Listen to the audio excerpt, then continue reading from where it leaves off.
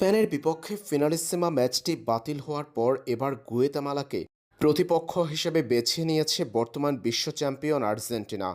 ঘরের মাঠে গুয়েতামালার বিপক্ষে মার্চে ফিফার উইন্ডোতে মাঠে নামতে যাচ্ছে তিনবারের বিশ্ব চ্যাম্পিয়নরা। আগামী ৩১ মার্চ অনুষ্ঠিত হবে আর্জেন্টিনা গুয়েতামালার ম্যাচটি। প্রতিপক্ষ এবং ভেন্যু যখন চূড়ান্ত হলো তখন এবার দল গঠনের পালা।